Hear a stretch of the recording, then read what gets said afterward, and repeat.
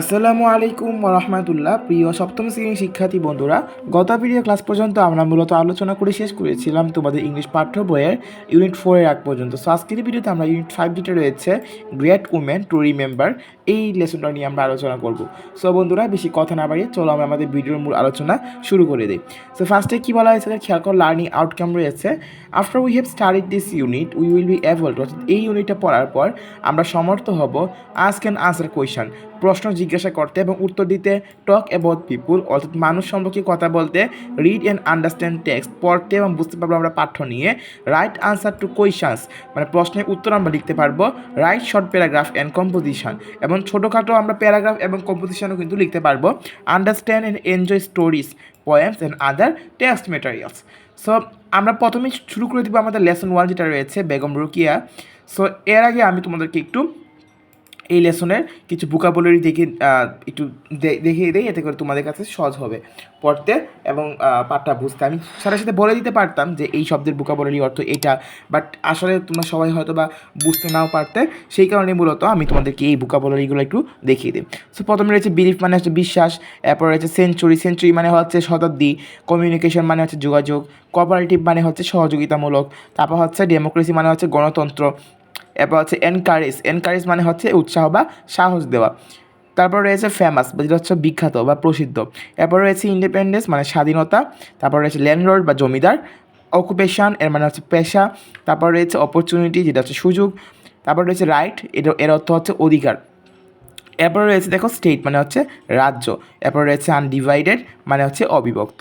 So এবার চলো আমরা প্রথমে আমাদের দেখো এখানে দুইটা কোয়েশ্চেন রয়েছে অ্যাক্টিভিটি এতে, সেটা একটু দেখি আমরা। বলা হচ্ছে হো ইজ দ্য ওমেন, মানে এই মহিলাটি কে, মানে যে ছবির যে মহিলা ছিল ইনি আসলে কে, তার মানে এর উত্তর কী হবে, she is Begum Rokeya. What do you know about her, তুমি তার সম্পর্কে কী জানো? I know that she was a great women who fought for the freedom of women, আমি জানি যে তিনি হলেন একজন মহীয়সী নারী, যিনি আসলে ফট মানে কি, ফট হচ্ছে ফাইটের পাস্ট ফর্ম, মানে যিনি আসলে যুদ্ধ করেছিলেন বা সংগ্রাম করেছিলেন for the freedom of women, freedom মানে স্বাধীনতা, মানে নারীদের বা মহিলাদের স্বাধীনতার জন্য। সো এবার চলো আমরা আমাদের যে পরবর্তী যে টেক্সটটা রয়েছে বি টেক্সটটা, এটা আমরা একটু পড়ি। Read about Begum Rokeya. বেগম রোকেয়া 1880 থেকে আর 1932 পর্যন্ত was a famous writer and a social worker, তিনি একজন খুবই বিখ্যাত মানে লেখিকা ছিলেন এবং একজন সমাজকর্মীও ছিলেন। She lived in undivided Bengal in the early 20th century, মানে তিনি বিংশ শতাব্দীর শুরুর দিকে, ঠিক আছে না, 20 শতাব্দী বা বিংশ শতাব্দীর শুরুর দিকে তিনি আমাদের অবিভক্ত বাংলায় বসবাস করতেন। শি বিলিভ দ্যাট, তিনি বিশ্বাস করতেন, women should have the same rights and opportunities as men have in the society, তিনি বিশ্বাস করতেন মহিলাদেরও সেই প্রকারের মানে অধিকার থাকা দরকার। রাইট মানে জানে অধিকার, অধিকারগুলো থাকা দরকার। অপরচুনিটি মানে সুযোগ, মানে মহিলাদেরও একই সুযোগ এবং সুবিধা থাকা দরকার যেগুলো একটা সমাজের পুরুষদের মধ্যে থাকে। So she fought for their cause throughout her life. Begum Rokeya was born in a village called Payrabandh, Rangpur in 1880, মানে 1880 সালে বেগম রোকেয়া রংপুরে পায়রাবন্ধ নামে একটি গ্রামে জন্মগ্রহণ করেন। Her father Zahiruddin Mahmud Abu Ali Haider Saber was an educated landlord, তার বাবা যিনি ছিলেন জহিরুদ্দিন মোহাম্মদ আবু আলী হায়দার সাবের, তিনি কিন্তু একজন শিক্ষিত জমিদার ছিলেন। ল্যান্ডলর্ড শব্দের অর্থ হচ্ছে জমিদার। রোকেয়া ওয়াজ মেরিড টু সাইদ শখাওয়াত, এখানে সাইদ হবে না, এটা হবে সৈয়দ শাখাওয়াত হুসাইন ইন 1897, অর্থাৎ রোকেয়া শাখাওয়াত হোসেন, মানে রোকেয়া যিনি ছিলেন তিনি আসলে সৈয়দ শাখাওয়াত হোসেনকে বিয়ে করেছিলেন 1897 সালে।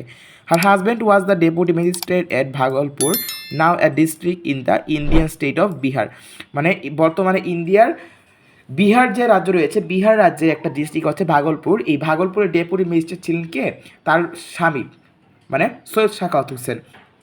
হি ওয়াজ ভেরি কোঅপারেটিভ, তিনি খুবই সহযোগীমূলক ছিলেন। And always encourage Rokeya to go on with her activities, এবং তিনি রোকিয়াকে সবসময় উৎসাহিত করতেন তার কাজকর্ম চালিয়ে যাওয়ার জন্য।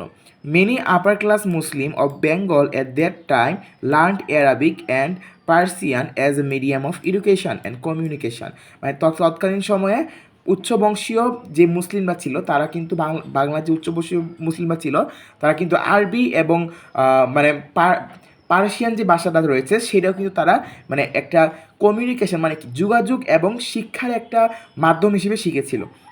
But Rokeya had great love for her mother language, mother tongue মানে হচ্ছে যে মাতৃভাষা, মানে কিন্তু রুকিয়া কিন্তু তার মানে অনেক বেশি ভালোবাসা ছিল তার মাতৃভাষার প্রতি। She learned Bangla and English from her eldest brother Ibrahim, মানে রুকিয়া কী করলো, বাংলা এবং ইংলিশ শিখেছিল তার সব থেকে বড় ভাই যার নাম ছিল ইব্রাহিম।